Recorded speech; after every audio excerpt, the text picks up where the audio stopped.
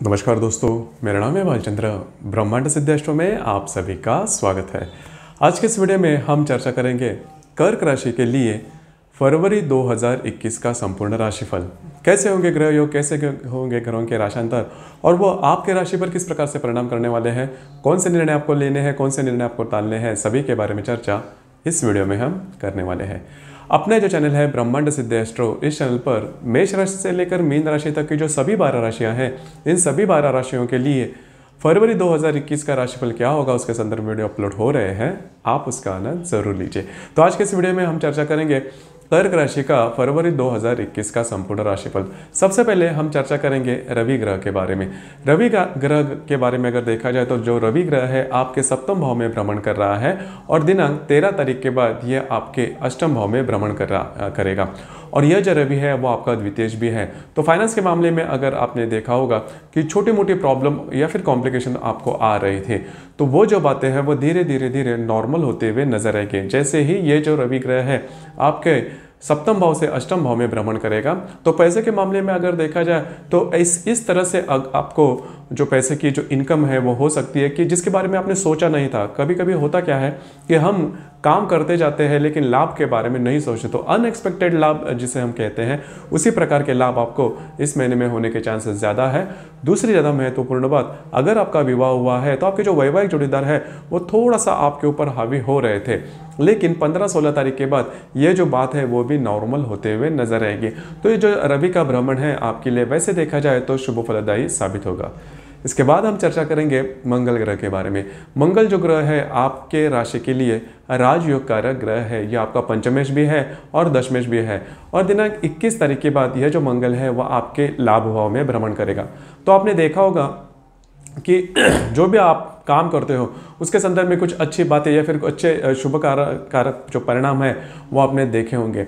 लेकिन जो व्यक्ति अपना जॉब चेंज करना चाहते हैं, नया जॉब ढूंढना चाहते हैं, या फिर जो जो पूरी तरह से बेकार है या फिर काम पर नहीं है, उनके लिए अगर देखा जाए तो ये जो कालावधि काफ़ी अच्छा है। उनके लिए जॉब के नए अपॉर्चुनिटी वगैरह आ सकते हैं। एक बात है उसके ऊपर थोड़ा सा ध्यान रखना ज़्यादा आवश्यक है।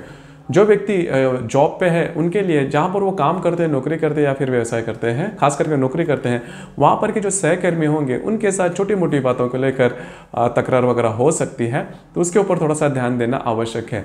लेकिन जैसे ही 21 तारीख के बाद ये मंगल आपके लाभ भाव में आ जाएगा तो ये जो कालावधि आपके लिए काफ़ी ज़्यादा महत्वपूर्ण साबित होगा। कुछ अच्छे लाभ आपको मिल सकते हैं। दूसरी ज़्यादा महत्वपूर्ण बात, जो व्यक्ति प्रेम में है उनके लिए ये कालावधि काफ़ी ज़्यादा महत्वपूर्ण है, काफ़ी ज़्यादा इंपॉर्टेंट। आपने देखा होगा कि काफ़ी स्मूथली आपका जो प्रेम है वो चल रहा है, उसके काफ़ी आपके अच्छे अनुभव भी मिल रहे हैं। तो उस लिहाज से भी देखा जाए तो 21 तारीख के बाद का जो समय है वो भी आपके लिए काफ़ी ज़्यादा महत्वपूर्ण साबित होगा। खास करके अगर आप शेयर मार्केट से डील करते हो तो 21 तारीख के जो बाद का जो समय आपके लिए बहुत ही अच्छा और शुभ फलदायी होगा। इसके बाद हम चर्चा करेंगे बुध ग्रह के बारे में। बुध जो ग्रह है वो आपके अष्टम भाव में भ्रमण कर रहा है, लेकिन वो वक्री अवस्था में है और दिनांक 5 तारीख के बाद ये वक्री होकर फिर से आपके सप्तम भाव में भ्रमण करेगा। तो 2-3 बातें उसके ऊपर थोड़ा सा ध्यान रखना आवश्यक है। इस संपूर्ण कालावधि में आप किसी से भी कर्जा वगैरह नहीं लेना, लोन वगैरह नहीं लेना, किसी बातों पर इन्वेस्टमेंट नहीं करना और डॉक्यूमेंटेशन के बारे में जो भी बातें हैं उसके संदर्भ में थोड़ा सा सजग रहना, सतर्क रहना ज़्यादा आवश्यक होगा, क्योंकि बातें आपके लिए कॉम्प्लिकेटेड हो सकती है। बस यही बात है, इसी के ऊपर थोड़ा सा ध्यान रखना आवश्यक है। उसी प्रकार अगर आपके जो वैवाहिक जोड़ीदार हैं उनके सेहत के बारे में छोटी मोटी प्रॉब्लम अगर आपने इसके पहले फेस की है, देखी है, तो करीबन 17-18 तारीख के बाद ये जो प्रॉब्लम है आपकी जो वैवाहिक जोड़ीदार हैं उनके सेहत के बारे में वो काफ़ी मायनों में नॉर्मल होते हुए नजर आएंगे। और जो भी स्ट्रेस आपने देखा होगा, जैसे मैंने अभी कहा कि डॉक्यूमेंटेशन के बारे में हो या फिर लोन के बारे में, इन्वेस्टमेंट के बारे में, तो 17-18 तारीख के बाद ये सभी जो बातें हैं वो नॉर्मल होते हुए नजर आएंगे। उसी प्रकार 20-22 तारीख के बाद आपके जो वैवाहिक जोड़ीदार हैं उनसे जो भी आपको सलाह मिलती है वो आपके लिए काफ़ी ज़्यादा फायदेमंद साबित हो सकती है। इसके बाद हम चर्चा करेंगे गुरु ग्रह के बारे में। गुरु जो ग्रह है ये आपका षष्ठेश भी है और भाग्येश भी है, तो आपके लिए ये ज़्यादा महत्वपूर्ण है और शुभ फलदायी है। ये आपके सप्तम भाव में भ्रमण कर रहा है, तो ये पंचम दृष्टि से आपके लाभ भाव को देखेगा, सप्तम दृष्टि से आप ही के राशि को देखेगा और नवम दृष्टि से आपके तृतीय भाव को भी देखेगा।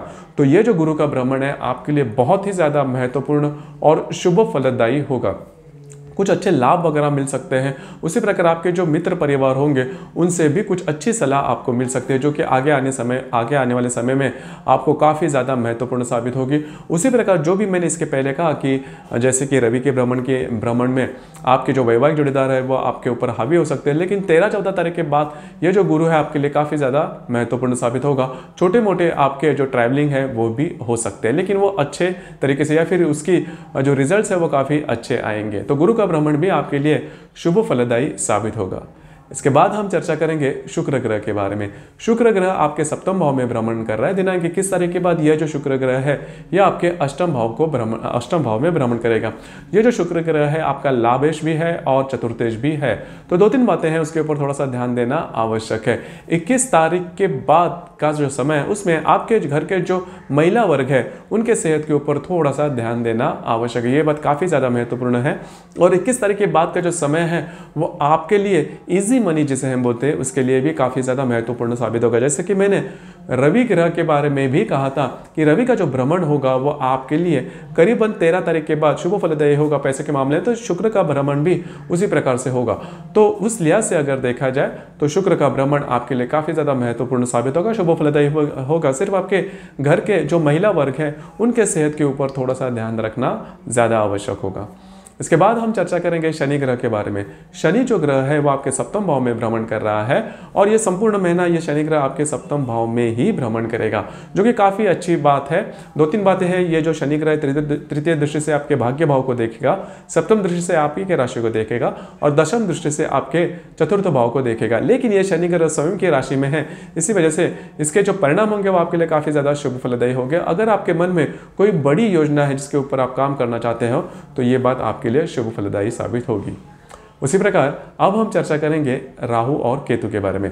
राहु जो है वो आपके लाभ भाव में भ्रमण कर रहा है और केतु जो है वह आपके पंचम भाव में भ्रमण कर रहा है। तो 2-3 बातें हैं। इन्वेस्टमेंट के बारे में छोटी मोटी बातों के ऊपर थोड़ा सा ध्यान रखना ज़्यादा आवश्यक है। हालांकि राहु और केतु ये जो दोनों ग्रह हैं किसी बड़े ग्रह से किसी भी प्रकार के योग नहीं कर रहे, जिसकी वजह से इनके जो परिणाम है आपको सीधे सीधे नहीं मिलेंगे। लेकिन ऐसा थोड़ा हो सकता है कि आप जो भी काम करते हो उसके संदर्भ में जो लाभ आपको मिलने चाहिए उस प्रकार से आपको वो नहीं मिल रही, जिसके कारण थोड़ा बहुत स्ट्रेस या टेंशन आपको आ सकता है, लेकिन इससे कोई बहुत बड़ी प्रॉब्लम या कॉम्प्लिकेशंस आपको बिल्कुल भी नहीं आएगी। तो इसी बातों पर थोड़ा सा ध्यान रखिए। उसी प्रकार इस महीने में जो अमावस है वो 11 तारीख को है और जो पूर्णिमा है वो 27 तारीख को है।